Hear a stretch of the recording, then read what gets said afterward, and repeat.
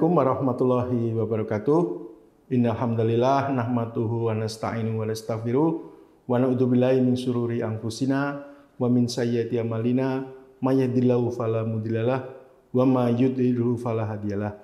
Asyhadu alla ilaha illallah wahdahu la syarikalah wa asyhadu anna Muhammadan abduhu wa rasuluh la nabiyya ba'dah.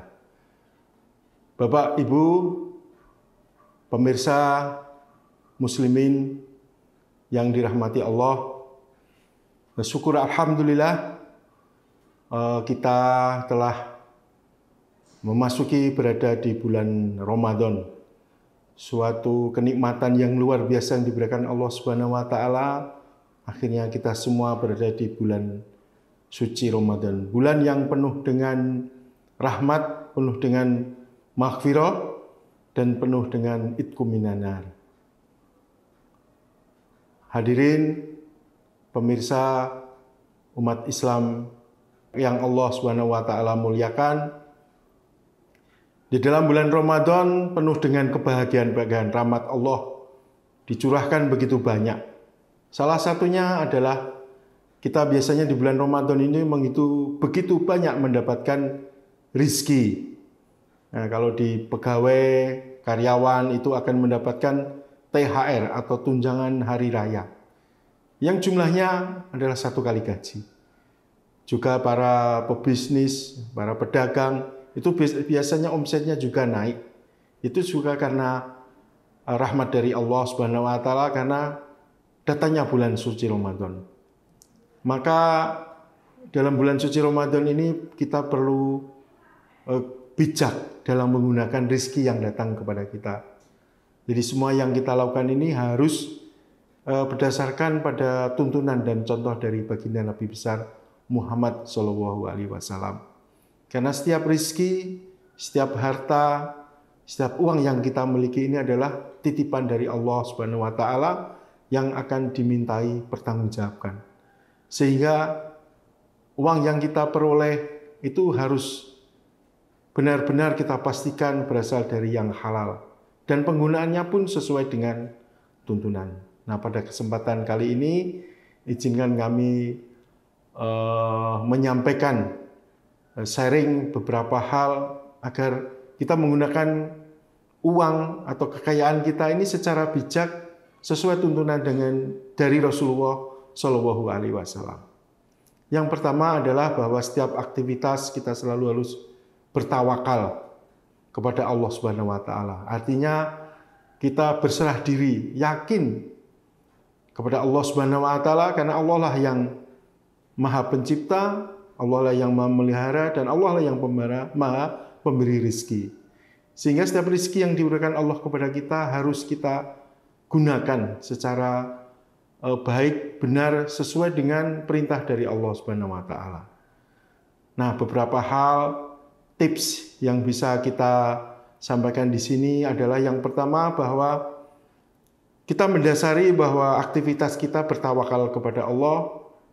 Rasulullah SAW dulu pernah mencontohkan dari suatu riwayat bahwa ada satu sahabat yang membawa unta. Kemudian unta itu dibiarkan begitu saja di depan rumah. Kemudian Rasulullah SAW menegur, "Kenapa kamu tidak ikat unta itu?" Maka sahabat menjawab, "Saya tawakal kepada Allah ya Rasulullah." Maka Rasulullah bersabda, "Ikat unta itu agar tidak lari. Kemudian kamu bertawakal kepada Allah Subhanahu wa taala." Dari peristiwa ini Rasulullah SAW mengajarkan kepada kita bahwa tawakal harus diiringi dengan suatu ikhtiar atau usaha. Diikat talinya agar unta itu tidak lari. Kalau tidak diikat, unta itu akan lari. Kalaupun sudah diikat, unta itu lari, berarti kita sudah berikhtiar. Begitupun dengan kita dalam menggunakan harta kita, uang kita. Maka kita harus menggunakan dengan suatu ikhtiar yang baik. Yaitu pertama adalah adanya suatu perencanaan keuangan yang baik. Nah, apa itu perencanaan keuangan yang baik? Yang pertama, kita harus mengetahui prioritas dari penggunaan uang itu.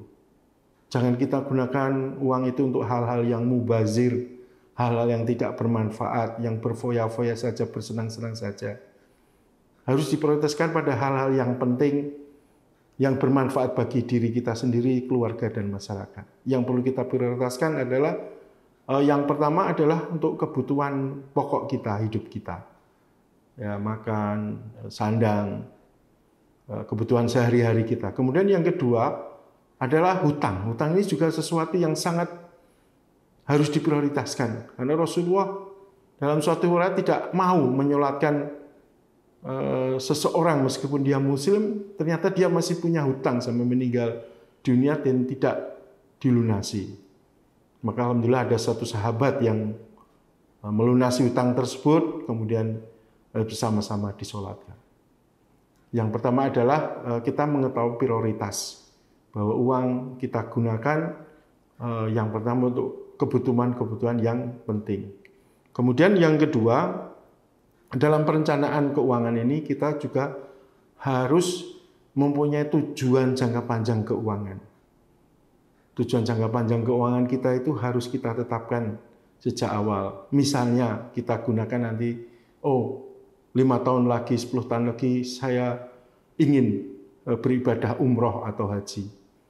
Saya ingin nanti suatu saat anak saya ini sekarang masih SD, suatu saat setelah lulus saya ingin kuliahkan, saya ingin didik, saya ingin kirim ke luar negeri untuk belajar. Itu perlu biaya yang ekstra. Kemudian mungkin ada yang lain. Saya ingin wakaf, saya ingin menabung, kemudian hasilnya nanti saya ingin wakaf untuk membangun masjid atau menyumbang ke pondok pesantren atau ke yatim piatu atau yang lain. Bapak Ibu, tips yang kedua, bagaimana kita menggunakan rezeki atau uang secara bijak adalah menghindari yang mengandung riba, sesuatu yang haram dan subhat. Kenapa kita menghindari riba? Karena riba adalah hal yang sangat dibenci Allah dan Rasul-Nya. Dan riba ini sangat merugikan, baik diri sendiri maupun orang lain. Kita pastikan bahwa uang yang kita terima, yang kita susah payah mencarinya ini bebas dari riba, halal, dan tidak subhat. Sehingga keberkahan itu akan datang kepada keluarga kita. Kemudian prinsip yang ketiga adalah hidup kita secara sederhana. Cara hidup sederhana yang dicontohkan oleh Rasulullah dan para sahabat. Rasulullah hidup secara sederhana bukan karena sangat kekurangan.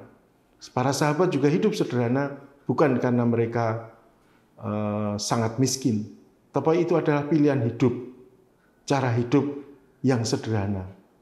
Artinya hidup sederhana ini adalah hidup dengan cara di bawah kemampuan kita. Kita sebetulnya mampu untuk makan dengan lauk yang banyak, kemudian di tempat restoran yang mahal dan lain sebagainya. Tapi kita cukup makan dengan sesuai kebutuhan kita, gizi terpenuhi, juga mungkin masak sendiri dan lain sebagainya. Jangan hidup boros. Apalagi kita mengikuti gaya hidup. Gaya hidup tidak akan habisnya. Dan itu akan menghabiskan berapapun harta uang yang kita miliki. Maka Rasulullah mencontohkan hidup sederhana adalah bagaimana agar rezeki kita ini makin barokah. Sedikit yang kita gunakan, tapi banyak yang kita amalkan atau kita sedekahkan. Kemudian prinsip yang keempat yang berikutnya adalah bagaimana kita bersedekah, berzakat, infak, dan sedekah juga wakaf. Rasulullah SAW dalam suatu hadis yang diriwayatkan Imam Muslim menyamakan, apabila ada anak Adam wafat, maka terputuslah seluruh amalnya kecuali 3 perkara. Yang pertama adalah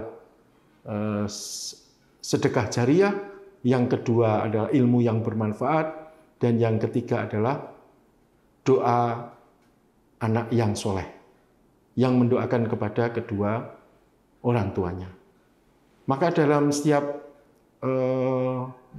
penggunaan harta uang kita, maka kita harus prioritaskan, kita harus rencanakan untuk infak dan sedekah dan juga wakaf. Amal jariah, sedekah jariah yang tidak putus ini adalah salah satunya adalah wakaf. Apabila kita wakaf, misalnya kita wakaf di masjid, selama masjid itu tetap digunakan oleh umat Islam untuk sholat, untuk beribadah, maka kita akan mendapatkan pahala dari orang-orang yang menggunakan masjid tersebut. Maka seperti yang kami sampaikan di atas tadi, wakaf ini bisa menjadi salah satu tujuan keuangan kita secara jangka panjang.